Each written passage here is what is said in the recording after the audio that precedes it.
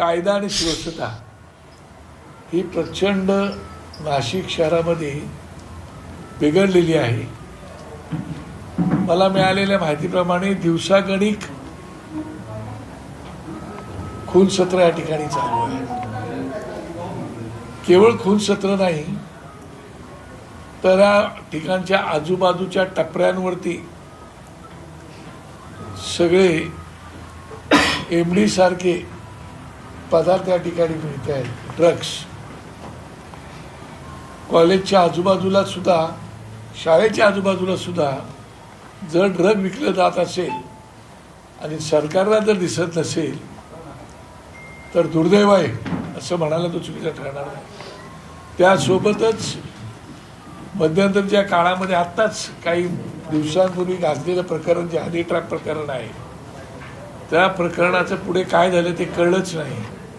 मला आधी आठवते की तुम्ही ज्यावेळेला आमचं शिबिर आहे इकडे बाजूला होतं त्यावेळेला तुम्ही आला होता आणि त्यावेळेला तुम्ही माहिती जी दिली होती त्या अनुषंगाने त्याच वेळेला राजसाहेबांनी या विषयावरती बोलले होते. परंतु त्याच्यानंतर ते प्रकरण दाबलं गेले असं आमचं ठाम म्हणणं आहे. तर या बाबतीमध्ये सरकार म्हणून काय भूमिका घेणार आहे?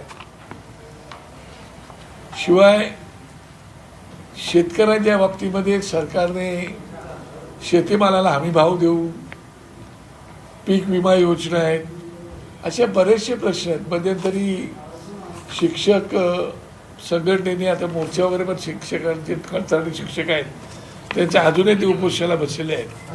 मध्यंतरी राजसाहेब ठाकरे यांनी लक्ष घातल्यामुळे आमच्या पक्षप्रमुखांनी आम्ही माननीय मुख्यमंत्र्यांना भेटलो होतो आणि मुख्यमंत्र्यांनी आम्हाला आश्वासन दिलं होतं की हा विषय मी हळूहळू मार्गाला लावतो, परंतु अजूनही तो विषय मार्गाला लागलेला नाही.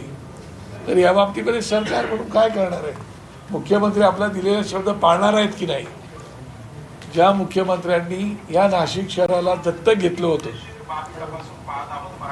त्या नाशिक शहराला दत्तक घेतल्यानंतर त्या नाशिक शहरामध्ये काय झालं?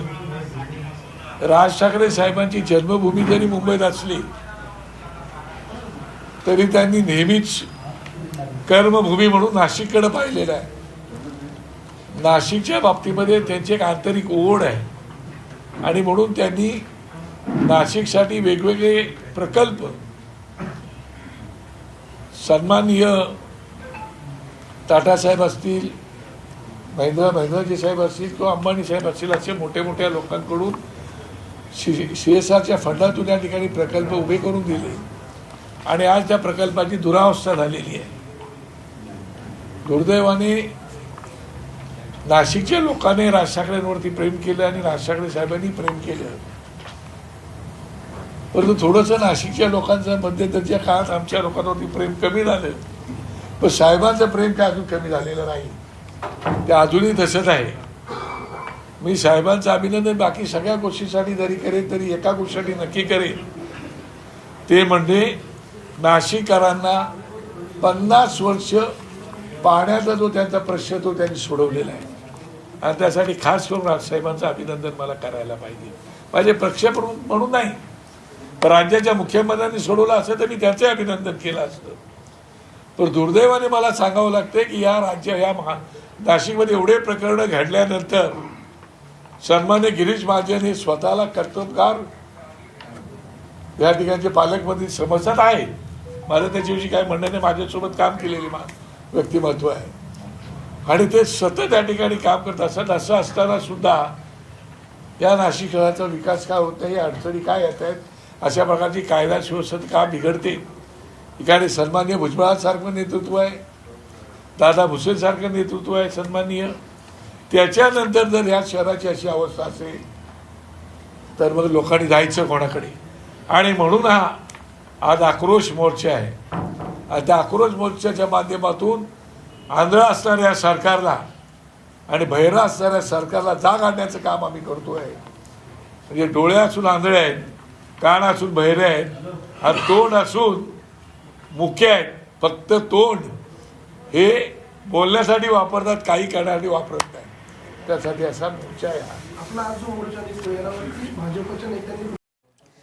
तर हनी ट्रॅप प्रकरणाचं पुढे काय झालं असं बाळा नांदगावकर यांनी म्हटलेलं आहे. तसंच अपेक्षा भंग झाल्यामुळे हा मोर्चा काढावा लागतोय असं त्यांनी म्हटलेलं आहे. तर बाळा नांदगावकर हे प्रसारमाध्यमांशी संवाद साधत होते आणि त्यावेळेला त्यांनी अनेक महत्त्वाच्या मुद्द्यांवर भाष्य केलेलं आहे. लोकांच्या अपेक्षांचा भंग झाला त्यामुळे मोर्चा काढावा लागतोय असं नांदगावकरांनी म्हटलेलं आहे. नाशिकमधली कायदा सुव्यवस्था बिघडलेली आहे असंही त्यांनी म्हटलेलं आहे. 50 वर्ष झालेली आहे, नाशिकचा पाणी प्रश्न अद्यापही सुटलेला नाहीये असंही त्यांनी म्हटलंय. घात झाल्यासारखं वाटतंय. त्याच्यामुळे तुम्हाला आता इलेक्शनच्या तोंडावर मोर्चा म्हणा त्या आणखीन कशावर म्हणा, पण तुम्ही ते काम केलेलं नाही आणि म्हणून लोकांना मोर्चा काढावा लागतोय. एखादा आजची उपस्थिती आहे ना हीच त्यांना दाखवून देईल. मुख्यमंत्री 2 दिवसापूर्वीच नाशिकमध्ये होते. त्यांनी सांगितलं शेकडो कोटी रुपयाची गुंतवणूक नाशिकमध्ये होत आहे, मोठमोठे प्रकल्प नाशिकमध्ये येत आहे. मी नाशिक दत्तक घेतलं होतं पण मी ते अद्यापही सोडले नाही. नाशिकचा विकास करणार नाही ना, तुम्ही सोडलं नाही, सोडू पण नका. पण नाशिक लोक तुम्हाला आता विचारतात ना हो, आता सिंहस्थ आलाय त्याचं काय व्यवस्था केली तुम्ही? 2027चा सिंहस्थ आहे. या ठिकाणी असणारे प्रकल्प सगळे उद्ध्वस्त झाले. उत्तम प्रकारचे प्रकल्प आणलेले उद्ध्वस्त केले आणि परत आता नवीन प्रकल्प होते ते तुम्हाला टिकवता आले नाही. ते पहिले टिकवा ना.